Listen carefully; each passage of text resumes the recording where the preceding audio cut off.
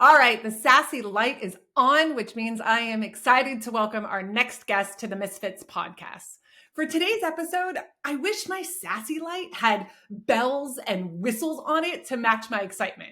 We're in for a treat today because my guest is a dear friend, Scott Robinson. Scott and I met in college at San Diego State, which is probably where we first realized that we were misfits, but I'm going to leave those stories for another podcast at another time. I'm always impressed by the accomplishments of my friends that I met in college, and Scott is no different. Now, I remember him for his love of surfing, good nature, positive energy, killer laugh, and of course, easy conversation. But I always knew he had this great talent for design and creativity. What I didn't know then was how all of that would mold and come together to form a great leader, an entrepreneur, and a community connector. To use his words, he has an intense interest on the intersection of design, technology, business, and human behavior in the fourth industrial revolution. I'm gonna have to have him explain that to me at some point, but he started his company Freshform over 20 years ago, which is a leading experience design and innovation firm specializing in customer intelligence, holistic design, innovation, and experience measurement. He's held leadership and board positions for AIGA, American Marketing Association, and OpenIDO. But in addition to his business leadership and acumen, Scott is also an advocate for his hometown of San Diego. Among his impressive list of community involvement in leadership roles, he was the founding president of the Design Forward Alliance, a nonprofit organization that researched, coordinated, and won the bid for World Design Capital 2024 San Diego Tijuana, and he currently sits on the board. Now, I could spend half of the show giving you details on his business and his community involvement, but I'll let you check out some more of those in the show notes. Let me connect the dots here, though, on why I wanted him on Misfits. In the middle of 2023, Scott and I started sharing several phone calls and text messages about where we were in our work lives and the visions that we had for our next phase of our careers.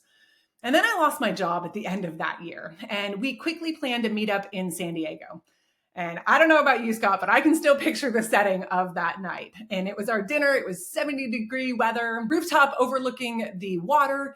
Scott and I were sitting across from each other with notepads and books and highlighters and sticky notes and beers sprawled out between the two of us. We had everyone in that restaurant engaged in our ideation and our conversation. And by the end of that dinner, I had the first roadmap for this podcast. And over the next few months, he shared more on his viewpoints and perspectives. And I knew I needed to have him on here so that we could dig into those ideas more. So with that very long intro, please welcome Scott Robinson to Misfits. I am so glad that you said yes. I am so glad to be here. Thank you. So I just gave this little, maybe long snapshot of you, but I think it's one thing to introduce somebody based on what you read on their resume. And it's, super impressive. There's all these accolades and all these things, but I'm always curious on how other people view themselves. So beyond what Misfits can read in the show notes about you, Scott, how do you introduce yourself? So, well, again, thank you for having me. I really appreciate being on. And this is, rewinding and then fast forwarding to this particular day. It's a long time coming, and I'm so excited that you're building this particular podcast and brand. So, kudos to you to taking a chance and kind of running with it. So when it comes to me and how I think about or how I introduce myself, there's a few different layers. There's two primary professional layers that I kind of introduce myself as. One as an entrepreneur and the founder of a design firm called Freshform. After, as you mentioned, this 20 years in the making and continued to go, and it's evolved drastically over those 20 years. And that's really the day job, if you will. And I love it. I love design. I love the challenges. I love the clients, the different industries we work with. I love the ability to think about user experience and customer experience and really helping large organizations really solve those problems. At the end of the day, companies and businesses don't survive without great customers, and customers that love businesses and brands do really well. So they really kind of are loyal, they're committed, they support, and then the brands themselves, the more they know the customers, the more value that they get out of building the right products that people will love. And so that's really the essence of Freshform. So that's the day job. And then, as you mentioned, kind of in the intro, is that my passion project is really building community. And so I kind of frame it as I'm a community builder and an advocate for San Diego Tijuana as a broad kind of multi kind of dimensional cross-border region. And the ability to infuse creativity and problem solving is really kind of what the heart of the World Design Capital and the Design Forward Alliance really stands for and means. And I love, and you mentioned a little bit as well, is that like the ability to connect dots is like the coolest thing. Is that like when you know a place and a group of people and an environment and kind of what the needs are, the more you kind of just pair things together in unique ways, I think is so cool to be able to do. And I love the community side of it is just all about connecting dots. So Is that's it how I introduce myself. thinking about connecting the dots? I'm going to go off script here a little bit. So I think there's, I go back to when we were in college, just a few years ago, right?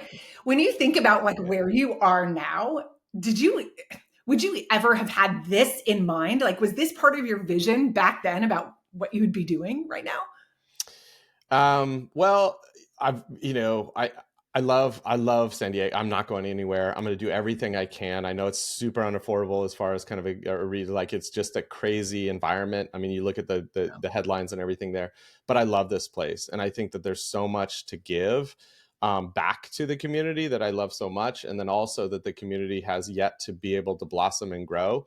Um, I but I never would have guessed like I'm doing what I do today, right? Exactly what I did. Like there's no direct path. Like it's like super messy, right? It's this ability to think about like I love design, I love creativity, and going back to even before I knew you in college is like, I got really excited about the idea of design and creativity in like junior high, and the ability to create something and then being able to see that on the world was like really, really, really cool. And we did like I was in a murals class in high school, and we painted murals all over the high school, and it was like a really cool fine arts project. And then that evolution into the more of the commercial side of design, was really kind of that journey that I went on through, like our work, like at San Diego State, and learning about that, and then coupling that with business, that really started to forge a direct path.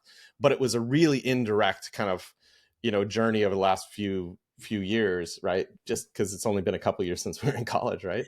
Yeah. So the idea of like now I couldn't have drawn a line. There's no way I could have drawn a line, and I like, but I love each of those kind of stages and steps, because I use those as learning and foundational kind of, ladders, pieces of the ladder, right? To be able to kind of look at kind of getting to today. And like, it's kind of nice to be able to not know exactly what you're going to do, because again, if you know exactly what you're going to do, it gets a little boring, right? It's the monotony of going, okay, well, I got to do 1, 2, 3, 4, and then I'm done.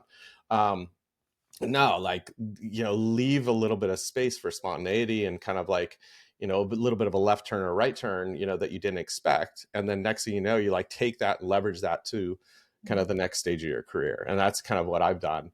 And maybe I just get bored, and like every 5 years I kind of need to reinvent things. And that's okay. Like in everybody's career, like from a career standpoint, is like, those are the pieces that I think that I've learned the most, is when I didn't really, I needed to pivot a bit, so. When you think about it, so you've got this business that you've been doing for over 20 years. And when you think about that, keeping on that career roadmap, how do you view that when you're hiring employees? Like, what do you look at when again, looking at someone's resume, you can see one thing, but do you have a particular philosophy or thing that you look at for a career roadmap from the perspectives of an employer? It's interesting because, from a traditional education standpoint, I really don't care. I don't look at university. I don't look at like the transcripts or grades or whatever that is, or, like I look at degrees from a foundational standpoint. I was like, okay, what's your basis of how you think? But the real learning I always see and talk about when I'm kind of going through the hiring phase is like, well, what's your on the job experience and what's your real life experience? And if you don't have those two things, how have you supplemented that through volunteerism? So Mm-hmm. volunteerism is a big kind of piece. I always look at that because if you're really passionate about something, you're going to invest your time without money into the ability to actually commit to that particular thing. It Mm-hmm. might be design, it might be, it might be in the marketing space, it might be in other forms of like, passion about, the local humane society or whatever it might be. Is like, what do you care enough about to invest your time when you're not getting paid for it? And that really tells me a lot about somebody as Mm-hmm. to how they think about the world, and then where they're going to what they're going to bring kind of in their whole self when it comes to working together. It's interesting. We had a guest on recently that's, fairly early on in her career. And we had a really good discussion about, moving around a lot, right? So she was, less than 10 years working experience, but had moved and made a lot of transitions during that short period of time. And I think there's a lot of different viewpoints, especially, from my generation to my parents' generation, really looking at that.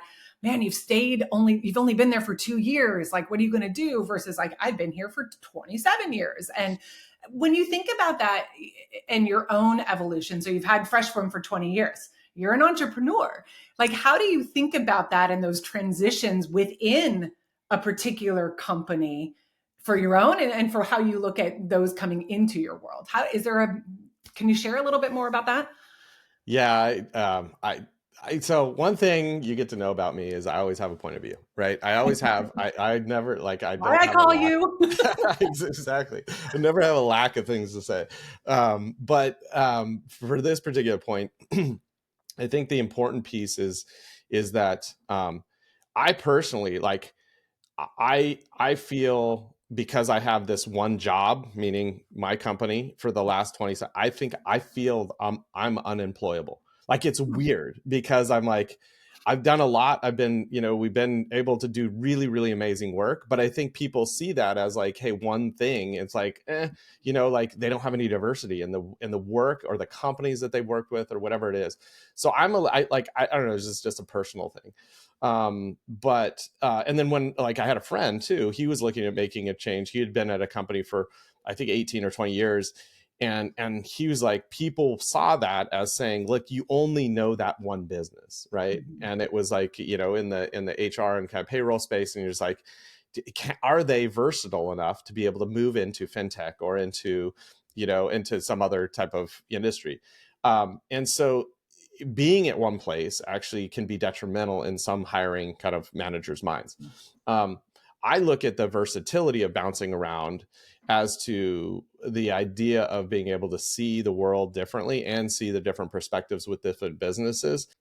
But if I see some diversity in the ability, I like that. It shows that they're more of a generalist than this hyper specialist. And I Mm-hmm. think we're moving into this world where generalism is actually a value because, if you're hyper specialized, the technology may change and you may not have the value of being able to jump to this next thing. So the ability to see the world in all of these different perspectives and actually say, like I can problem solve no matter what's thrown at me. I think that versatility is actually a value. So if you do have a singular company on your resume for 20 years or whatever it is, I think articulating the vastness of what you've done and what you've had to solve within that one organization, whether it's working with different departments or solving different revenue issues as far as kind of like hitting different targets. I think that's what to highlight, in a situation like that when you're in, when you may feel like you don't have either the versatility on one side or you don't have the specialization on the other. So I don't know, it's just a perspective.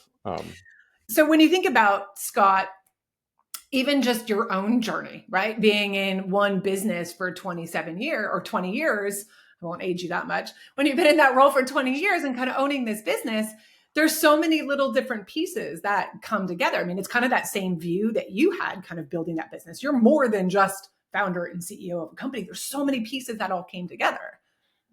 Does that feel Yeah, right? it's actually so it's an interesting way to maybe think about one's career, right? Is that if you you're building knowledge and foundational elements in college, and even before college, and kind of all these different life experiences, you're piecing those together, it might look like a singular puzzle piece, right? And so this is kind of just a perspective to think about, your the holistic side of your career. You may see that one piece, that one experience, that one job, that one particular task or role that you're working on. It might be, you don't know what that particular, the broader puzzle, if you were to stitch together all those pieces, might look like. And it's really, really hard to be able to see that when you're kind of doing one piece at a time. But over the course of, 5 years or 10 years, you start to see it frame a little bit differently. You get more clarity of what the total picture of the puzzle might look like. And I still don't know what my puzzle will look like when I'm done, right? When I go and when you kind of look back at all of the things, I have a kind of a clearer frame now. I feel like, I'm kind of halfway there, right? I just had this big milestone birthday. And so it's the idea of, it's you can see patterns, right? You look at those individual pieces, but when you start piecing them together, you can start to see patterns. The picture of what your career is, or what you stand for, or what you mean, or what your purpose is, starts to become more clear over a period of time. And so I think if you can kind of think about that and be okay with just kind of focusing on that one piece, and like, where does that fit, and how does that fit with the last piece that I was working on? And then ultimately that starts to kind of grow into this like really interesting mosaic of who you are, and what you stand for, and what you believe in, and what your professional persona is. So. I think it's a really good transition because I want to shift a little bit to talk about you and kind of where you are at this stage. You said it, not me. You had a milestone birthday recently.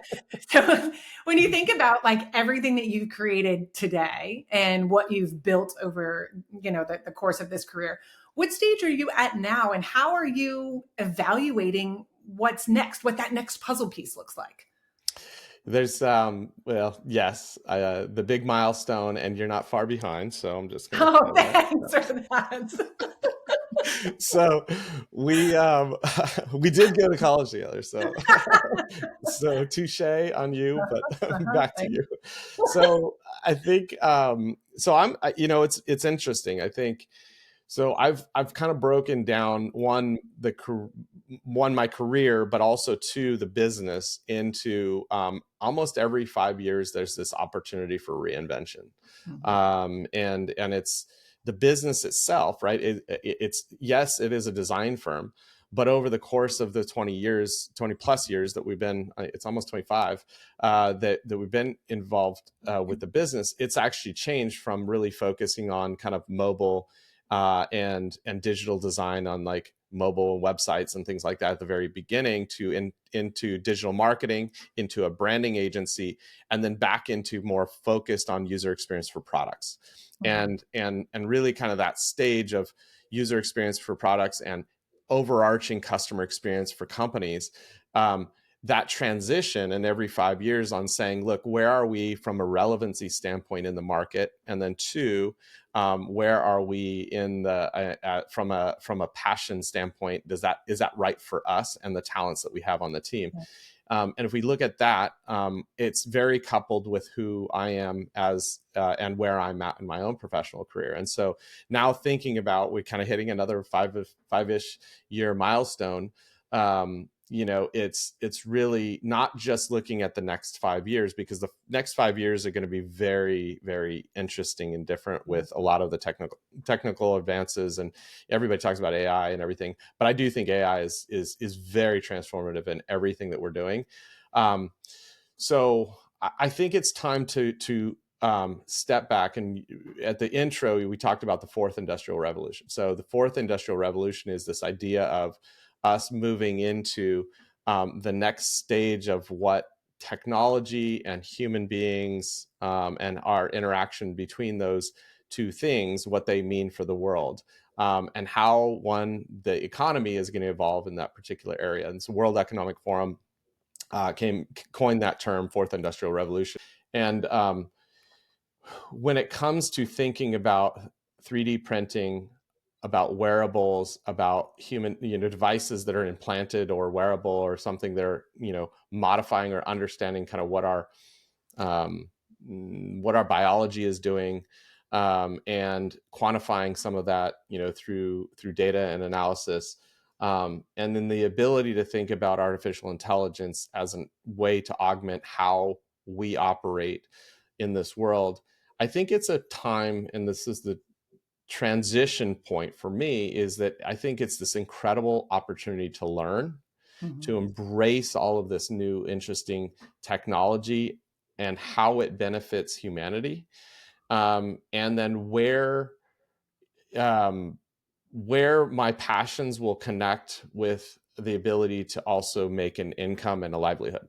So I think it's looking at what's that do to the evolution of my business, but as me as an individual, what am I really interested in learning for the next 5, 10, 15, 20 years, whatever, that's going to keep me interested. I don't see myself ever kind of fully retiring, because I've constantly wanting to learn, and I constantly want to apply those learnings into solving problems through design. And that to me, whether it goes from like, a company to an individual, or whatever capacity I can help, provide value to an organization or to an individual or whatever that might be. I'm also getting involved in helping advise startups right now, and bringing kind of some of the knowledge that I've kind of gained over the years. And so that to me, as this idea of me being a serial entrepreneur, was always like kind of a little bit of a sexy kind of like angle. And I'm like, oh, I'd love to be able to kind of build another business. Yeah. I've been stuck at my one business, which has been awesome, but I'm also looking at and supporting and understanding and bringing that to other organizations that might need a perspective that I can bring.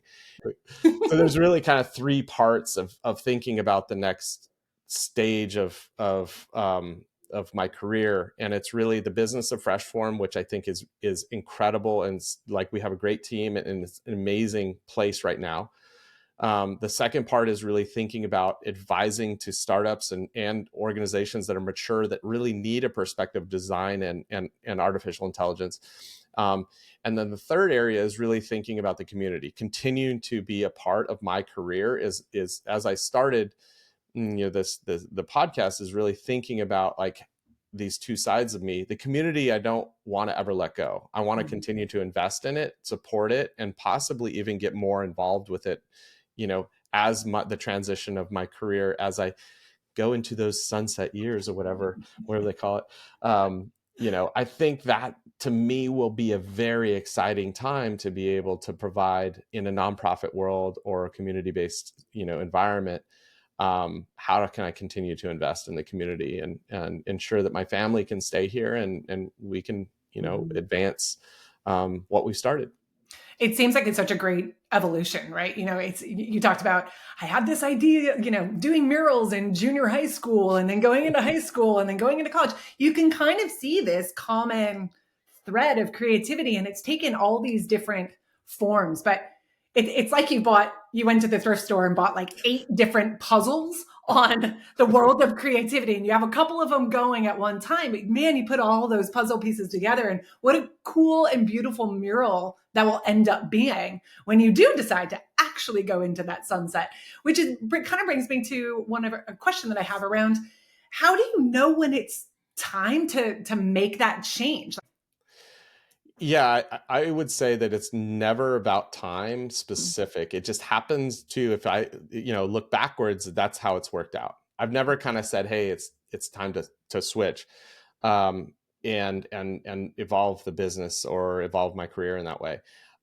It's more of a feeling. It's more of a feeling of saying, you know what, have I gotten to a point where I've learned as much as I can? And is there an opportunity for me to learn in new areas or new spaces that are really relevant to the business world and to the entirety of the community? And so that's what drives me into transition, is that Mhm. it's new opportunities for learning.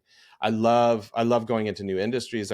It's really still applying the same formula of design and problem solving and kind of using creativity for that, but it's really applying it into new spaces. And maybe right now there's some really challenging things in the world, Mhm. um, both from an economic and a business perspective, but also from a community standpoint, and spaces that we just need to, use a different angle of problem solving for.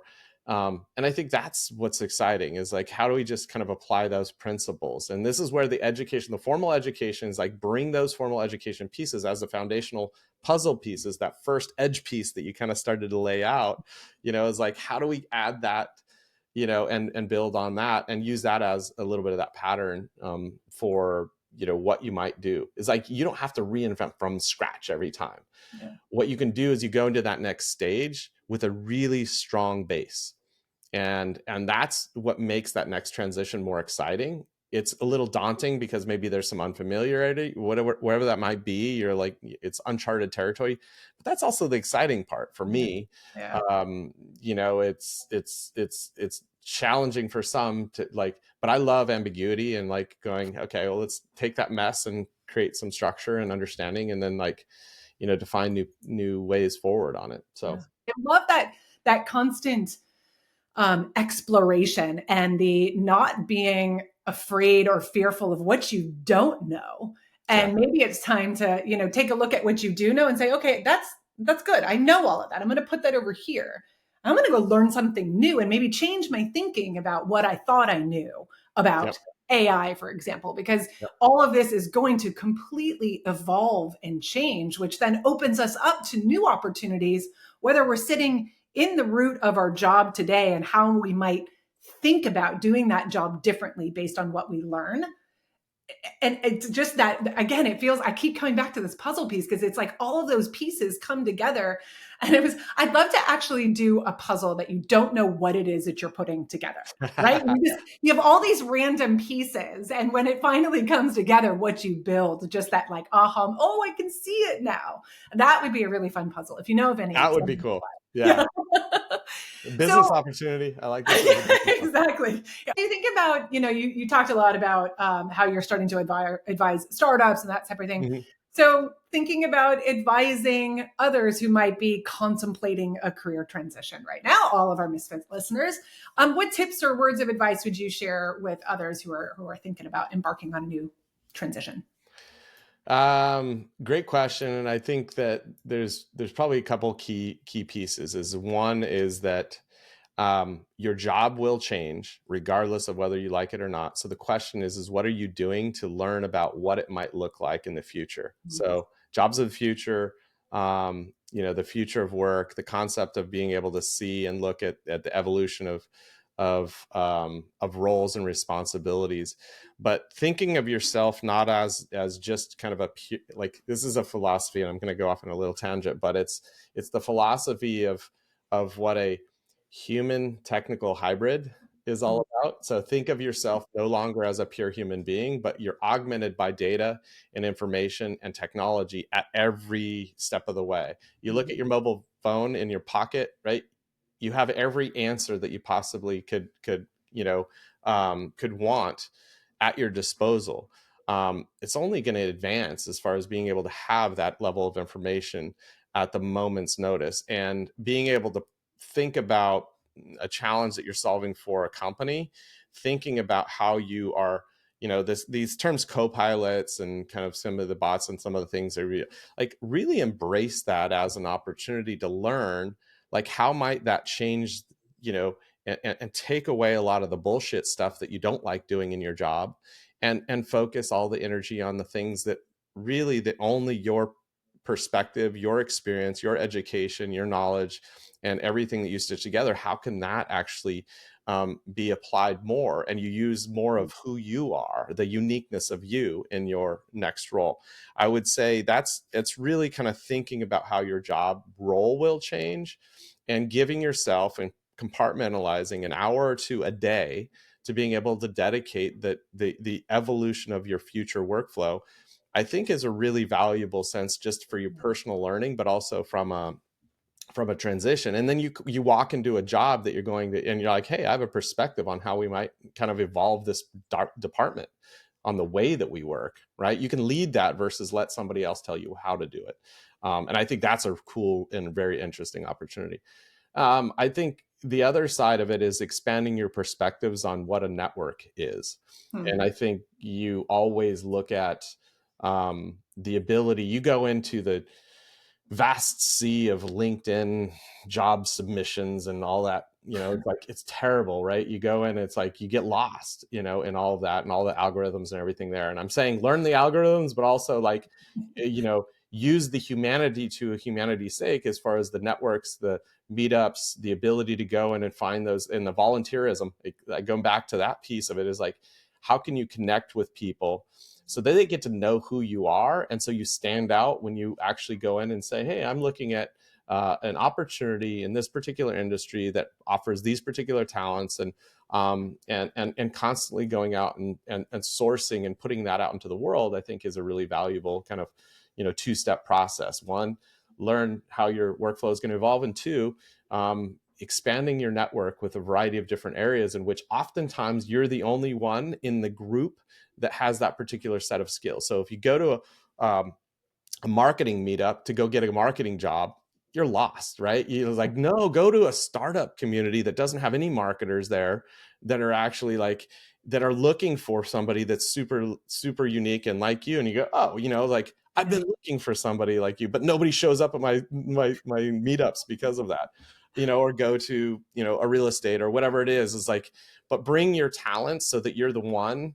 and like, you're the only one there, which really kind of gives you an expanded kind of perspective of and expanding your network in that way. So yeah, and I want to add to that, because you gave me that feedback, right? When at the end of last year, and you recommended a book, which I literally have still sitting right here, Designing Your Life. And it was that same series of questions about taking stock in the things, like when you look at your day to day and you're like, I am so frustrated with my job, or I've got this or this. When you actually take a look and you take stock of the things that light your fire, right? The things that make you like sit at the edge of your chair in your seat and literally light you up. That sassy light goes on at certain points of my day. What is it that does that? Like, taking stock in the things that you ignite around, that you have passion around, that people say, I remember Sarah or Scott for these couple of things, and how can you package those things up to find what that next role might look like? And you gave me that, which is ultimately what led to this, because I love this aspect of connecting people with other people that give great advice and find new ways of thinking about things, was because of those kinds of conversations that we had, that you said, take stock of the things that you really like and that you're really good at. Read some books, maybe. That's a pretty good idea. Like, start to really get a sense of who you are, and then showing up at those different places and building out your network. I love that idea around. I actually never would have thought of that. I'm a marketing person. I'm going to go to these marketing meetups. Why would you know that? There's going to be 800 other people there that do the same thing. So how do you evolve that networking? I love all of that. It's a cool way to think about. So design, the way that I look at design is about curating. It's having taste and being able to curate things. You got to make a decision about, like, what is this pairing, and whether it's color pairing or typography or solving different things in different ways, in which oftentimes we use a term called cross-pollination, right? And so the idea of cross-pollinating your networks is a fascinating kind of way to maybe think about what's a little bit counterintuitive, but very, very, very much an opportunity for you to be able to stand out in those spaces and places. It's harder to communicate, and they're like, what's a marketer do? Kind of thing. But, that's where you hone your pitch, you hone your perspective, and saying, this is the three things that really, that I'm about. I think one of the things, I think generalism is awesome. I'm just going to go back for a second here. Generalism is awesome. It's an awesome trait because you're super versatile and you can add value and you can see things in different ways because you can connect those dots. However, if you're a generalist going for a job, it doesn't help. Like, I could do anything for any industry in any particular role. It's like, okay, well, that doesn't help me. I need to be very specific in saying I need a starting point to be able to hone in how I can help you. And that's going to be like, let me develop an ideal profile of the company, of the role, of the type of work, and the value that you can provide. And if you're very clear on that and you walk into a networking thing, it's like, own that. And then it opens up the dialogue to saying, oh, but I also did this and I already have, and I've also done that. And then they're like, okay, well, now I could see where you fit. Yeah. But you have to have a point of view. If you don't have a point of view, you're just, it becomes very, very, beige. Yeah, no one knows what to do with you. Like they don't know where to place you. They don't know what your fit looks like. And if you don't know what your fit is, how is anybody else going to figure that out? Absolutely.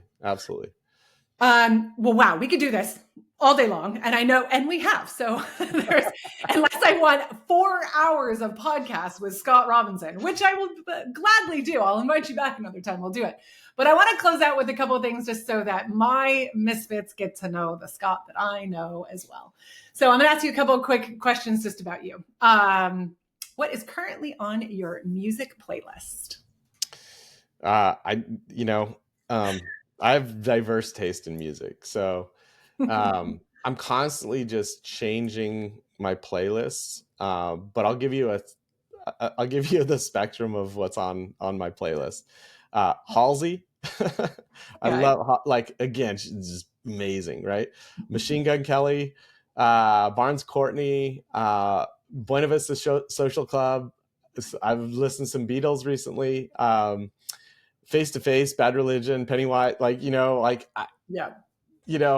but not country. Anything but country. Oh, I've got to get you into this. I've got to get, what's funny about your playlist is it kind of actually speaks back to everything that we've just been talking about. It's this little mix of all these little different pieces of you that start to come out with that. You can't believe you didn't mention Blink 182, but whatever, we'll go. Oh. So this one's going to be a hard one because you and I've had this conversation, but what's your favorite book? So I'm a reader. And everybody, when they ask me for a book, or they don't even ask me, I give them like, oh, you gotta read this book. Oh, you gotta read this book. So when I was thinking about this, I have 3 books. I can't give you one. Of course. The one book that's kind of really had significant impact on me recently was called Make No Small Plans. Okay. And it's the inventors of a community group called Summit, and it's absolutely fascinating. And it talks about the challenges and issues that they had in building a community from 16 people to thousands and thousands of people that are involved with this community. And it's absolutely a fascinating community. So if you look at it, it's I think it's summit.co. But other 2 books that I think recently are top on my list is the Rick Rubin book, which is a creative act, which is just a lot of little stories. It's not like it's just a point of view. Again, Rick Rubin, music producer, really diverse, just brings the act of creativity into everything and kind of shares a little bit of what it means to him. But there's all these really great nuggets in it. And then there's another book called The Art of Gathering by Priya Parker. And again, as we talk about the community and the future of community, is that how do we think about bonding people and creating a sense of belonging with a group of individuals that are maybe not necessarily on paper connected in a singular way, but when you do talk about passion and purpose is like what bonds you. And so it's a fascinating book. So there's 3 instead of 2 or 1, whatever you ask for. I have too many favorite books. And I write in my books as just a tip is like, I look at every book as not a pristine artifact. I look at it as a workbook. And so every hardcover book or whatever, I go in and I have notes and it's animated as like this and pages are so that's just how I have to process a book. Like I consume it and it's devoured on the other side, but they're amazing. It's fragmented. If you could have any job for one day, regardless of skill or qualification, what would it be? I want to be Elon Musk. I want to be a multi-billionaire that is CEO for multiple companies, understanding like how that person operates in that particular vibrant environment. But at the end of the day, I think it's the ability to be a visionary that is curating a world that is just completely unstructured, but they see things differently. So I would like to be in the seat of Elon Musk for a day just to see what that what he deals with. And like, it doesn't make sense to a lot of people. But I think if you were to sit in his shoes and maybe be a part of it, like, I know it's just a role, but I would say I want to be in his mind. I want to be able to understand how he makes decisions and processes things. It seems completely, absurd sometimes, but I think it would be fascinating to be able to see it from the inside. Now, I want to ask one last question, which goes back to our dinner in San Diego. And you'll remember this. We were asking everybody around the table a couple of different questions, but one of them was, if you could be any animal, what would it be and why? Oh, geez. Oh, this is a curveball. You curveballed me on this one. You know what? We talked about this, and I had a hard time that evening really kind of nailing this down. And I don't think I've ever really come to an agreement on which animal. I think that the thing that, and I know this is, you're gonna hate this because I'm gonna steal it. It's like, but the idea of a hummingbird is the ability to be able to move fast, the ability to understand different environments and kind of being able to continue to move through and do that. They're fairly independent, which is actually counter to, like, I love being around people and I get a lot of energy by being around, large groups of people and being in the mix on that. While a hummingbird kind of continues to add what I would consider value or their own particular piece to all of these different flowers around the way. I think that's something that I like to think that I do. I don't know if I really do it, but I think that a hummingbird just is I don't know. There's something really cool about a hummingbird as to how they operate in the world. So. Well, they're also, pollinators, right? So they're going and they've got these beautiful colors about them that they kind of be able to go to all these new different places and different spaces, and they're bebopping around. They've got so much energy and they're always a flutter. So I actually can feel the hummingbird is a really good animal for you. But it's the pollination of ideas. I mean, yes. that to me is, I think what I like to do is to bring those ideas, and again, whether they're fleshed out or not, but it may seed something that really kind of allows something else to grow elsewhere. So maybe there is, I don't know. I'm thinking about that. I'll keep thinking about it, but that was that was not on our pre-read list, Sarah. Well, I think that's a really good place for us to kind of call this conversation. I think, Scott, thank you.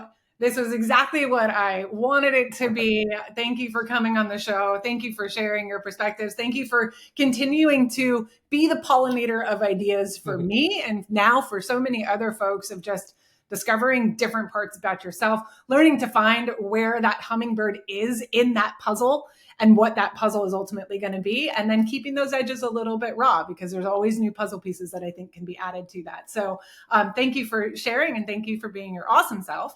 And with that, the Sassy Light is going off. Thank you for joining us. Keeping it sassy, Misfits. Thank you. Bye-bye. That was awesome. Scott and I laugh a lot when we get together. It's the sign of a true friendship. And there were so many behind the scenes funnies that I just had to cut from this episode, but the rest, pure gold, in my opinion. I've even tried to put mini clips together, and there were about 1,000 that I could pick from. But here's just a few key insights from our conversation, along with some tips on how you can apply them to your own career journey. Number one, careers are like puzzles. Now, I love a good jigsaw puzzle, so I was thrilled when Scott started to illustrate how our careers are like puzzles, with each experience and skill forming a new piece of the puzzle. And as we progress, the pictures become clearer, revealing our unique professional identity. So as you think about your own career this week, I want you to reflect on your puzzle. Take time to think about your own individual career pieces. What skills and experiences do you have? How do they come together? And what pieces might you want to add to that puzzle? The second is about embracing change and continuous learning. Scott's a lifelong learner and is always adding something new to his list of things that he knows. And he really drove home the importance of continuous learning and adapting to changes in your field, reinventing yourself every few years and staying curious about new technologies and trends. That mindset, it keeps you not only relevant, but excited about the work that you're doing.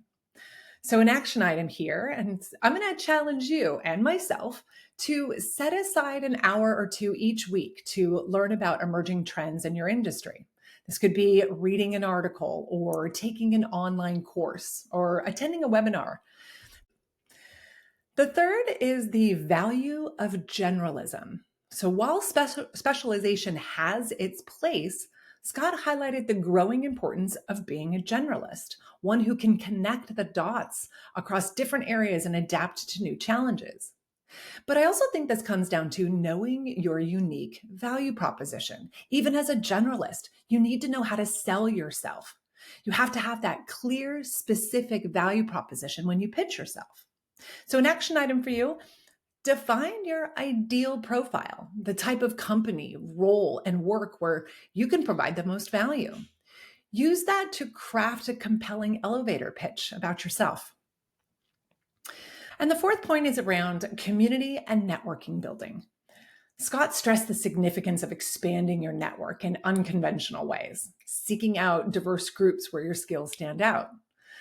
All right, action item, I'm going to do this, and I encourage you to do the same. Research and attend a networking event or a meetup in a different industry adjacent to yours. Prepare that clear, concise pitch about your skills and how you can add value in that space. One of the things I love that Scott said: your job will change regardless of whether you like it or not. When you take these actions, you're positioning yourself to not just react to that change, but to lead it. Keep building that unique puzzle and don't be afraid about adding unexpected pieces. That's what makes you a misfit, and that's your strength. All right, thanks for listening. And until next time, keep it sassy, misfits.